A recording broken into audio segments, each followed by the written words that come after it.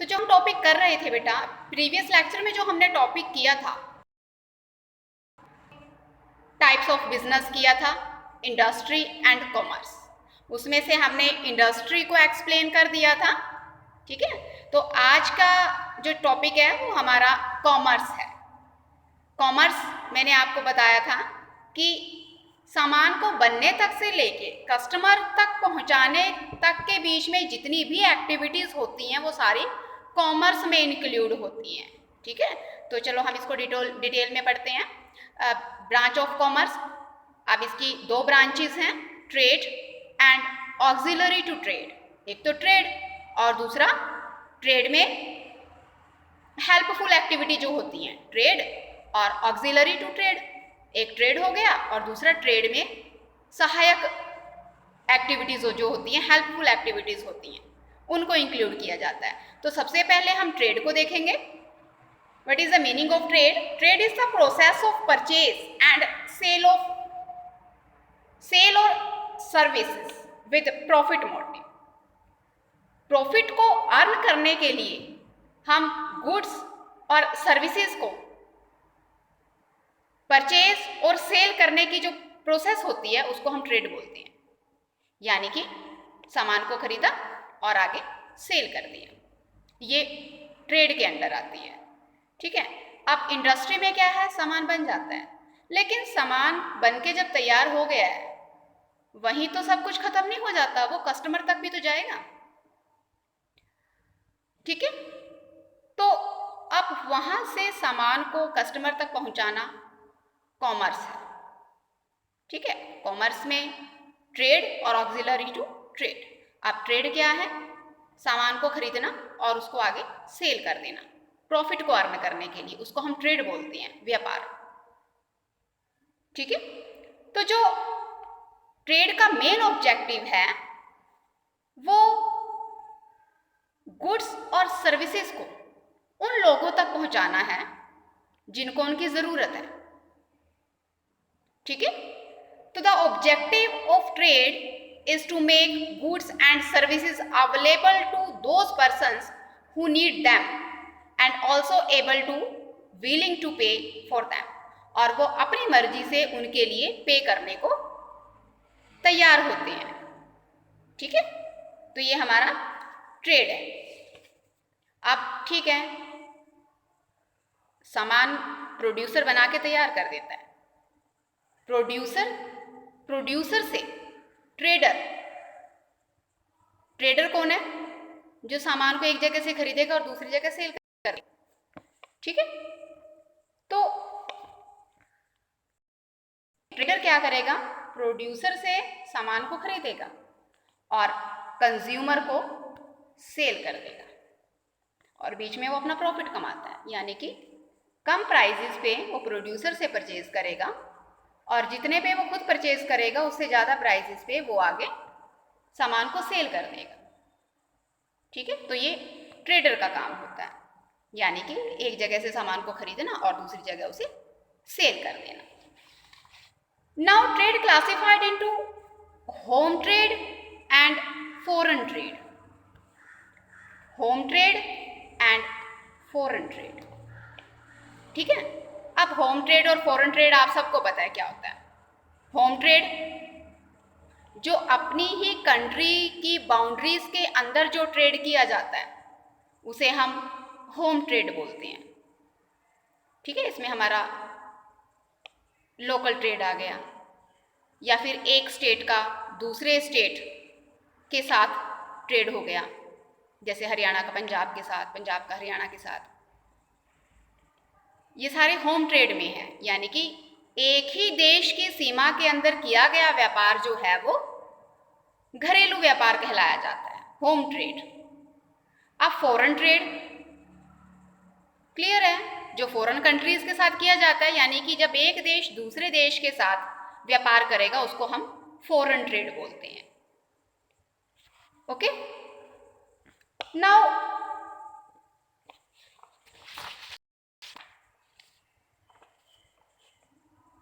home trade is of two types, wholesale trade और retail trade। Wholesale trade and retail trade. अब wholesale trade क्या है? It implies buying and selling of goods into large quantity. जब goods को बड़ी मात्रा में खरीदा या बेचा जाता है उसको हम होलसेल ट्रेड बोलते हैं। और रिटेल ट्रेड क्या है? इसमें क्या इन्वॉल्व है? स्मॉल क्वांटिटी में सामान को बाय करना और फिर सेल कर देना। तो होलसेल ट्रेड, होलसेलर क्या करते हैं?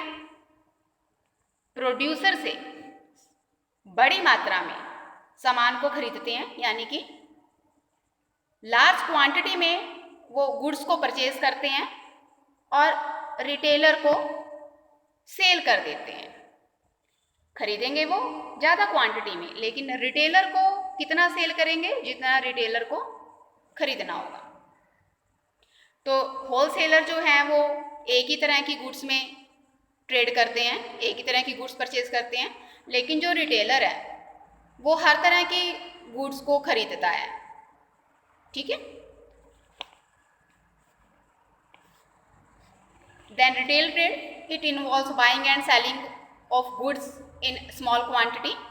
अब रिटेलर क्या करता है? होलसेलर से सामान को खरीदता है और फिर कंज्यूमर्स को सेल कर देता है। अब ये कितना सामान खरीदता है होलसेलर से? रिटेलर को पता होता है कि उसकी कितनी सेल हो जाएगी, तो वो अपनी सेल के हिसाब से होलसेलर से सामान को खरीदता है। रिटेलर कौन है? जो हमारे नियर बाय शॉप्स हैं जिन पे जाके हम सामान खरीदते हैं। हम जिन दुकान पे जाते हैं हम वहाँ अपनी ज़रूरत की किचन का सारा सामान खरीद लेते हैं। टूथब्रश है, सोप है, शैम्पू है, आटा है, दाल है, चावल है, ये हम रिटेलर से ही तो खरीदते हैं। लेकिन रिटेलर ये सारा सामान कहाँ से खरीदता है? होलसेलर से खरीदता है। वो होलसेलर से सारा सामान खरीदता है और कंज्यूमर्स को सेल करता है। कंज्यूमर अपनी अपनी रिक्वायरमेंट के हिसाब से सामान को खरीदते हैं। ठीक है। तो ये डिफरेंस है होलसेलर और रिटेलर में।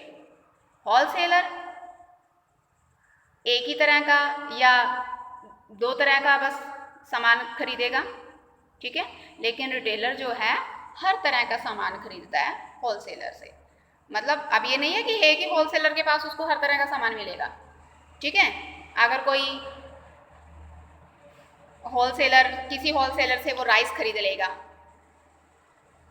किसी से पल्सेस लेगा, ठीक है, तो उसके लिए भी उसको अलग अलग होलसेलर से सामान खरीदना पड़ेगा। उसको शुगर चाहिए तो जो होलसेलर शुगर का काम करता है वो उसी से शुगर खरीदेगा। राइस चाहिए तो जो होलसेलर राइस का व्यापार करता है वो उससे राइस खरीदेगा। तो इस तरह वो अपनी दुकान में अपनी सेल के हिसाब से कितने कस्टमर उसकी सेल जो है हो जाती है, हर रिटेलर को आइडिया होता है कितने दिनों में उसका इतना सामान बिक जाता है, तो वो उसी हिसाब से होलसेलर से सामान को खरीद के अपनी शॉप में रखता है। ठीक है। होलसेलर के जो हैं गोडाउन होते हैं वो उनकी नियर बाय भी हो सकते हैं, जहाँ पे होलसेलर का एक फिक्स प्लेस होता है बैठने का, ठीक है। और लेकिन ऐसा भी हो सकता है कि उसके गोडाउन उसके जो उसका बैठने का प्लेस है उसके पास ही हो या उससे दूर हो, जहाँ भी उसको अवेलेबल होगा। लेकिन रिटेलर को जो है अपनी शॉप को ठीक से डेकोरेट करके रखना पड़ता है ताकि कस्टमर अट्रैक्ट होके उसकी दुकान पे चढ़े। देन इसके बाद है foreign trade. Foreign trade is also known as external trade और internal trade crosses the national boundary. ठीक है। नेशनल बाउंड्री को यानी कि अपनी देश की सीमा को क्रॉस करके जो ट्रेड किया जाता है उसको हम फॉरेन ट्रेड बोलते हैं, एक्सटर्नल ट्रेड भी बोलते हैं। ठीक है। होम ट्रेड को हम इंटरनल ट्रेड बोलते हैं और फॉरेन ट्रेड को हम एक्सटर्नल ट्रेड बोलते हैं। अब इसकी कौन कौन सी टाइप्स हैं फॉरेन ट्रेड की? एक्सपोर्ट ट्रेड और इंपोर्ट ट्रेड। एक्सपोर्ट यानी कि निर्यात, sale of goods to foreign countries, यानी कि अपने देश से सामान को दूसरी कंट्री में सेल करना, एक्सपोर्ट ट्रेड।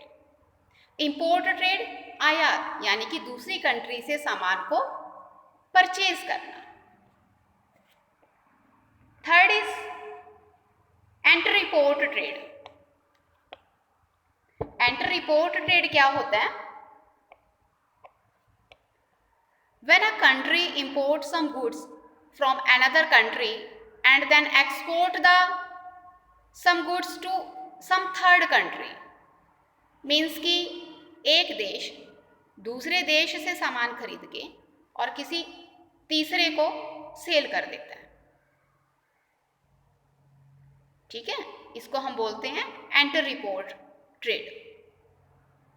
जब कोई कंट्री दूसरी कंट्री से सामान को खरीदता है और किसी और कंट्री को सेल कर देता है, उसे हम बोलते हैं एंटर रिपोर्ट ट्रेड,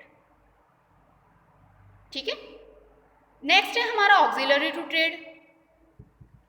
अब ऑक्सिलरी टू ट्रेड यानी कि एड्स टू ट्रेड, ट्रेड को करने की हेल्पफुल एक्टिविटीज, वो कौन कौन सी हैं? ऑक्सिलरी टू ट्रेड या फिर हम इसे एड्स टू ट्रेड भी बोलते हैं। It refers to all those activities which are undertaken to overcome the hurdles appearing in the way of trade, यानी कि ट्रेड के रास्ते में आने वाली मुश्किलों को दूर करने के लिए जिन एक्टिविटीज़ को किया जाता है उन्हें हम ऑक्सिलरी टू ट्रेड या एड्स टू ट्रेड बोलते हैं। अब उसमें क्या क्या है ये भी हम पहले डिस्कस कर चुके हैं। मेन एड्स क्या हैं ट्रेड के? ट्रांसपोर्टेशन। अब ठीक है, सामान तो बन के तैयार है, लेकिन वो मार्केट में या कस्टमर तक पहुंचेगा कैसे? ट्रांसपोर्ट की हेल्प से ही पहुंचेगा, ठीक है। अगर ट्रांसपोर्ट ना हो तो बना हुआ सामान भी किसी भी यूज़ का नहीं है, जब वो कस्टमर तक टाइम से पहुंचा ही नहीं, ठीक है, तो बिजनेसमैन का लॉस हो जाएगा। Then warehousing. अब ऐसा नहीं होता कि जब सामान बन के तैयार हो गया और वो साथ के साथ सेल हो जाएगा, ठीक है, सेल होने में टाइम लगता है, लेकिन तब तक सामान को संभाल के कहाँ रखा जाएगा? वेयर हाउसेस में। तो वेयर हाउसिंग ये हेल्पफुल एक्टिविटी है। इंश्योरेंस।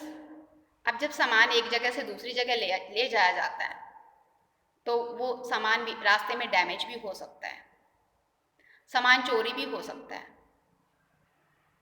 कहीं आग भी लग सकती है, लॉस बाय फायर भी पॉसिबिलिटीज़ भी हो सकती हैं। तो अब बड़ी बड़ी मशीनरीज होती हैं फैक्ट्रीज में, उनको डैमेज होने से नुकसान भी हो सकता है। तो इन लॉसेस से बचने के लिए उन सामान का इंश्योरेंस करवाया जाता है, ठीक है। अब गुड्स का इंश्योरेंस करवा रखा है, गुड्स जो है चोरी हो जाती हैं, सामान चोरी हो जाता है, लेकिन जब हमने उसका थेफ्ट इंश्योरेंस करवा रखा था तो हमें क्लेम मिल जाएगा और हमारे उस लॉस की रिकवरी हो जाएगी। जैसे इंश्योरेंस आप लोग भी अपनी गाड़ी का या किसी और चीज़ का इंश्योरेंस करवा के रखते हैं ना, गाड़ी के इंश्योरेंस से आपको समझ आ जाएगी, आप सबके घरों में ये होता होगा, गाड़ी का इंश्योरेंस करवा रखा है, अगर उसका कोई एक्सीडेंट से जितना भी नुकसान हुआ है तो इंश्योरेंस कंपनी पूरा कर देती है, उसे दे देती है मालिक को, तो वो लॉस मालिक को बियर नहीं करना पड़ता। Banking and finance. अब बैंकिंग से या किसी भी फाइनेंशियल इंस्टीट्यूट से बिजनेस को ग्रो करने में, उसको बढ़ाने में हेल्प मिलती है, ठीक है। अब ठीक है, कहीं से बहुत बड़ा ऑर्डर मिल गया है, लेकिन उसको परचेज करने के लिए एकदम से रॉ मटेरियल परचेज करने के लिए, उसको उस ऑर्डर को पूरा करने के लिए फाइनेंस की ज़रूरत है। तो ऐसे में बिजनेसमैन क्या करेगा? वो बैंक से लोन लेगा या फिर दूसरे किसी फाइनेंस इंस्टीट्यूट से लोन लेगा। तो इस तरह से बैंक और फाइनेंस इंस्टीट्यूट जो है वो हेल्प करते हैं बिजनेस की। एडवर्टाइजिंग।